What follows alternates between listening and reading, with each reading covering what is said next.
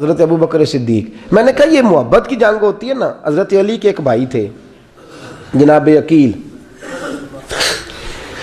جناب عقیل وہ جب انہوں نے کلمہ پڑھا تو نبی پاک کے بڑا قریب رہنے لگے, اور میرے نبی کریم صلی اللہ علیہ وسلم بھی ان سے بڑا پیار کرتے. حضور فرماتے ہیں تیرا کلمہ پڑھنے کی مجھے ڈبل خوشی ہوئی ہے.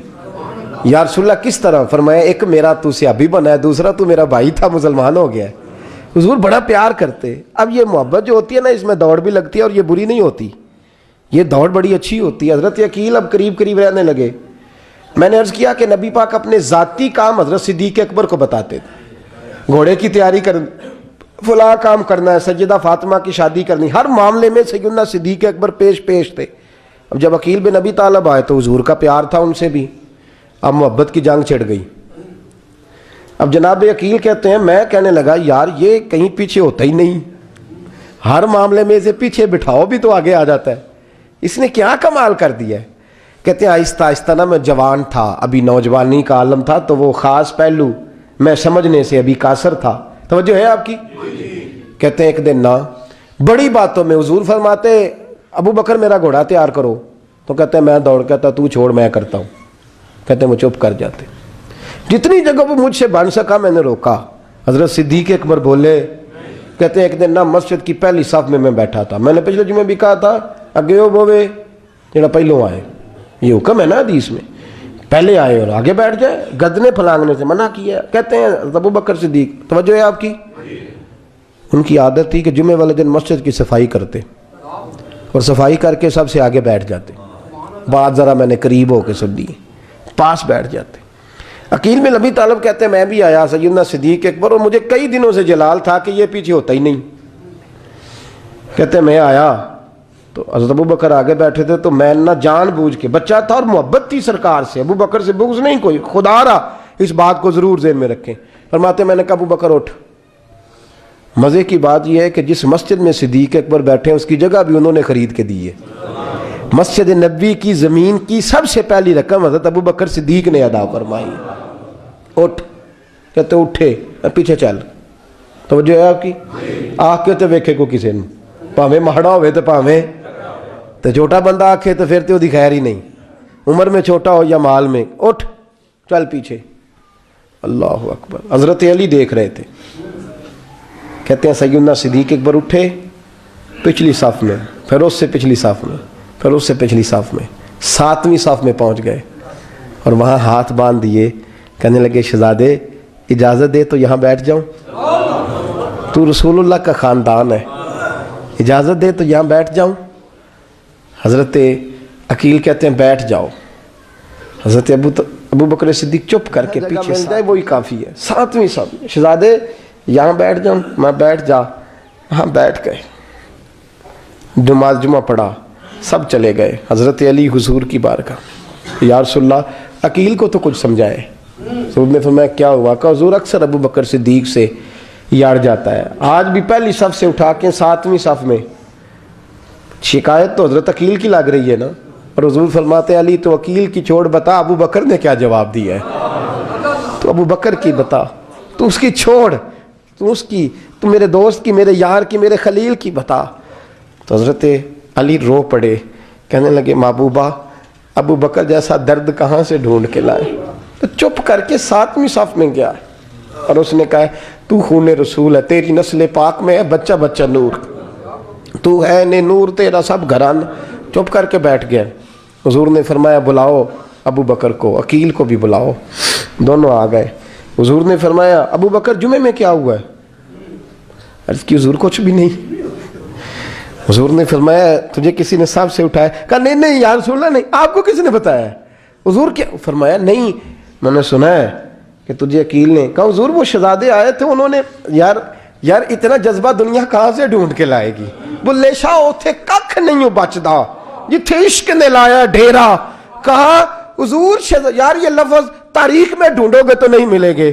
میرے ابو بکر صدیق کیا فرماتے ہیں؟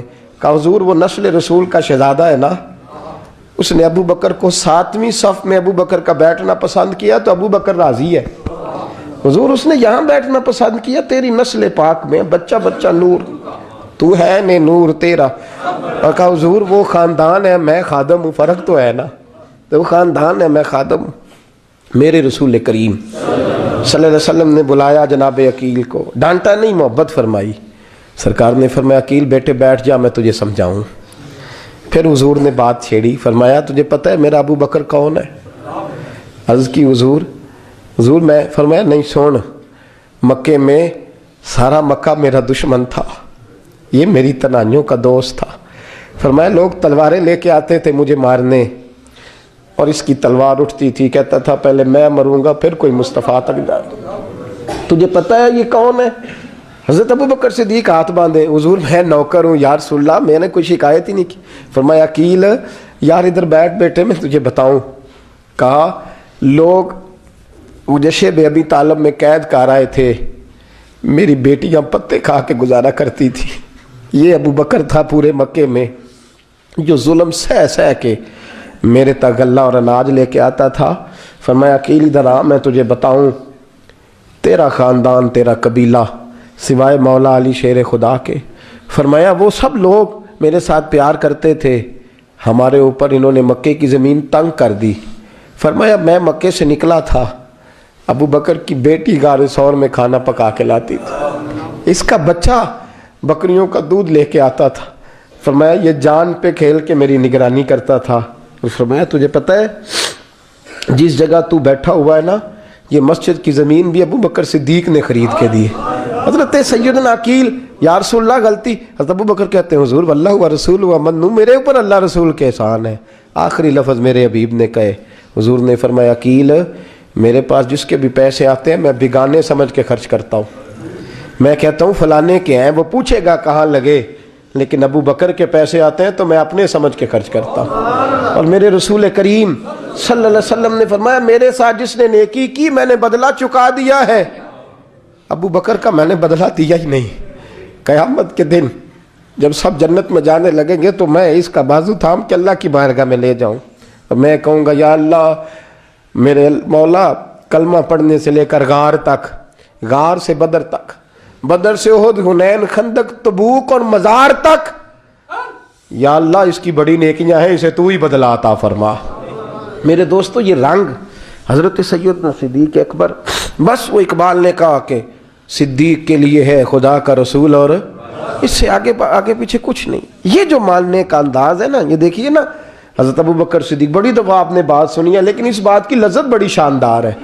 حضرت عمر نے طبیب بلایا ہے ابو بکر کو دکھانے کے لیے ملک شام، پہلے مانتے نہیں تھے، مولا علی کی سفارش ڈالی، پھر دونوں لے کے آئے، سیدنا علی المرتضیٰ بیٹھے ہیں، حضرت عمر بیٹھے ہیں، کہتے ہیں طبیب کو چیک کرو، ملک شام کا بڑا ڈاکٹر ہے۔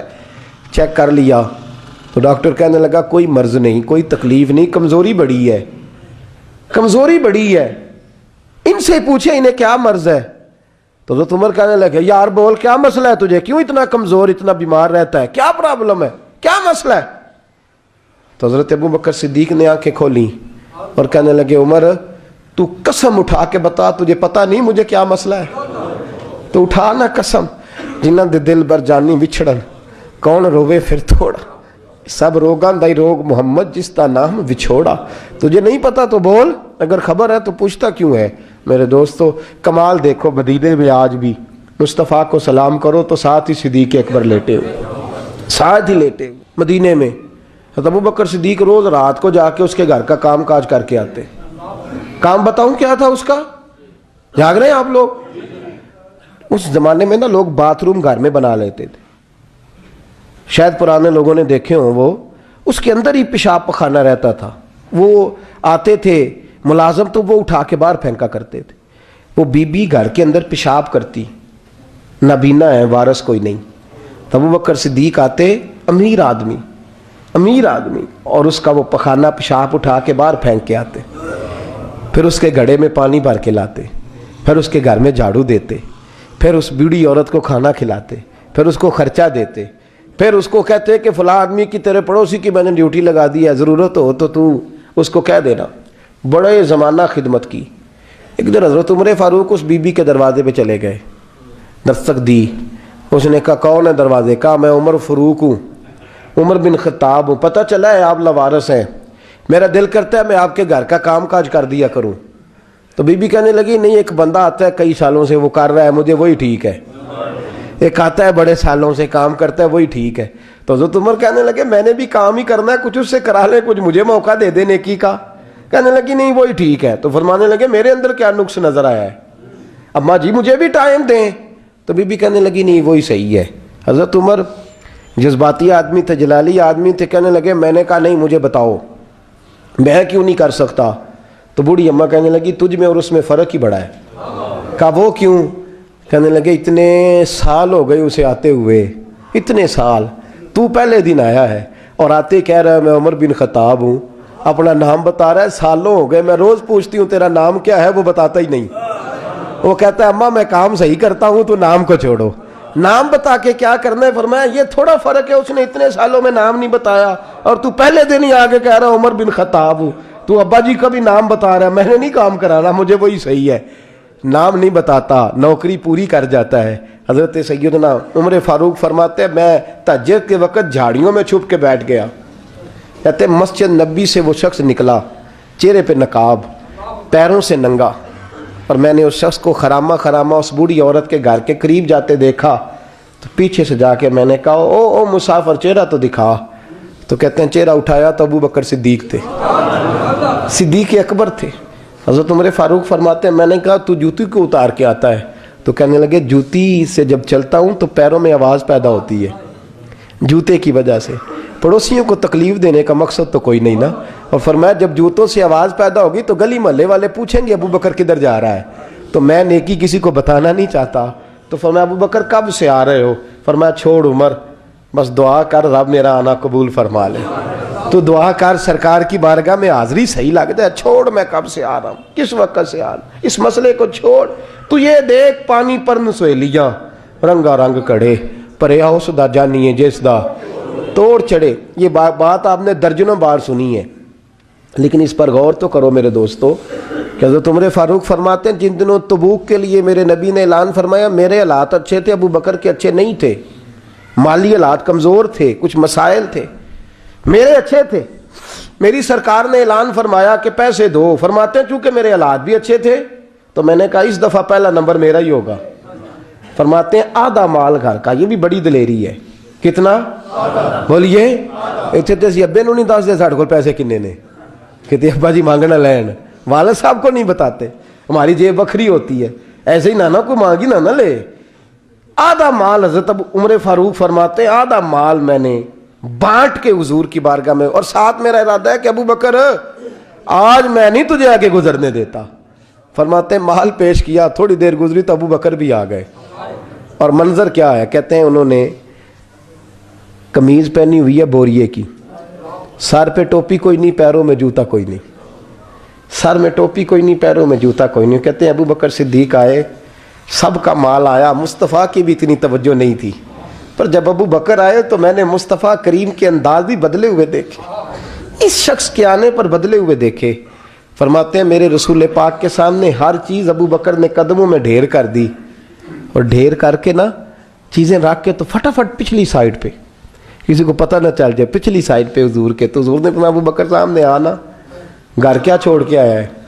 فرمایا ہر چیز، پیچھے بیٹھ گئے۔ تو محبوب نے بازو تھام کے آگے کیا، فرمایا کیا چھوڑ کے آیا گھر؟ یہ اس بات پہ بات آپ نے پہلے بھی سنی ہے، لیکن ان لفظوں پہ غور کرو۔ ابو بکر نے یہ نہیں کہا حضور کچھ بھی نہیں میں سارا کچھ لے، یہ لفظ کہا ہی نہیں۔